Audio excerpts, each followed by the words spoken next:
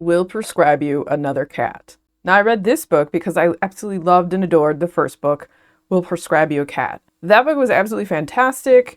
It had just a well-tuned storyline. It was weird, it was eerie, it was heartfelt, it was emotional, it flowed well. It was just one of the better books that has cats as starring characters in it. And so I was very excited to read Will Prescribe You Another Cat by Syou Ishida. Delving into this one, it's still cute.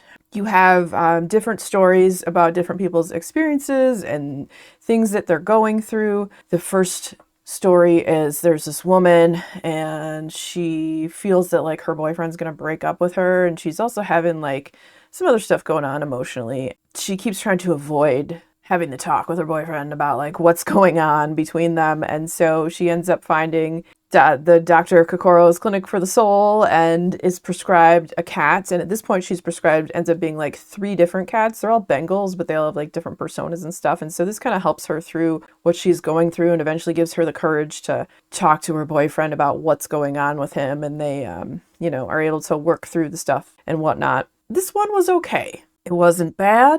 It wasn't great. I didn't feel like the story flowed as well. It didn't have the same emotional quality as the first one. It felt maybe like even the story was a little bit rushed, but it definitely didn't capture me the same way that the first book did, which I must admit was a little disappointing because I would go as far as to say as Will Prescribe You a Cat. The first one is one of my favorite books with cats in it ever. It's really good. I mean, outside of obviously the Dungeon Crawler Carl series with Princess Donut, but we're not here to talk about the awesomeness that is Dungeon Crawler Carl today. We're talking about Will Prescribe You Another Cat, which is an okay book. And if you like cats and you enjoyed the first one, you may just like this one. I'm not sure why it fell so short.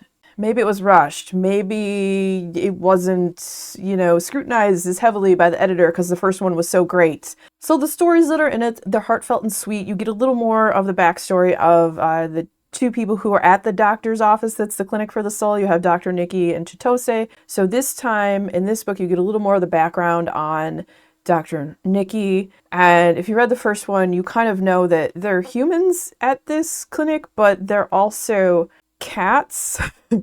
It's never quite fully explained or said that outright, but that's kind of like what you're led to believe. And at some point in time, I'm not even sure that they're quite alive, and I almost think they exist in another dimension that's like this weird pocket in time. So you get a little bit more of the Dr. Nikki story.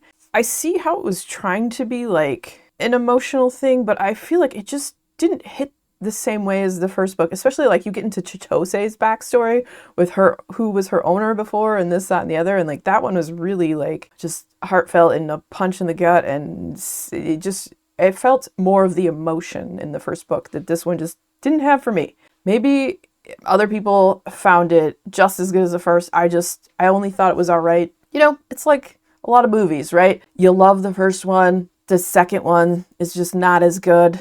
Sometimes that's just how it goes with books like this. You never know what you're going to get. It was charming. It was funny. I say it was funny because there's a lot of stuff that has to do with, cat behaviors, and I would almost call it like cat bathroom humor, some of this, because there's a lot of stuff that has to do with poops and butt sniffs. So,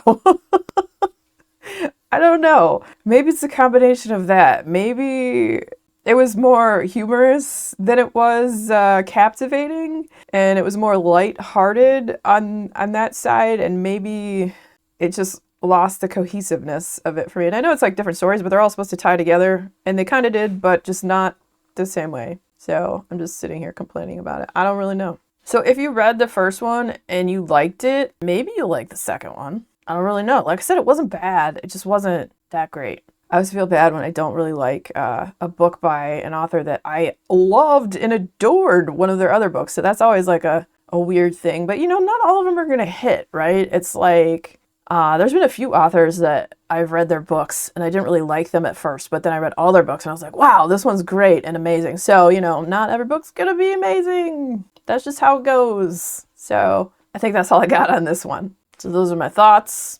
Make of that what you will. You are free to love it. You're free to hate it. You're free to feel the same as me that it was kind of meh, Anywho, if you enjoyed hanging out today, Hit that subscribe button, come back, see me again, and we'll talk about more bookish things and weird stuff.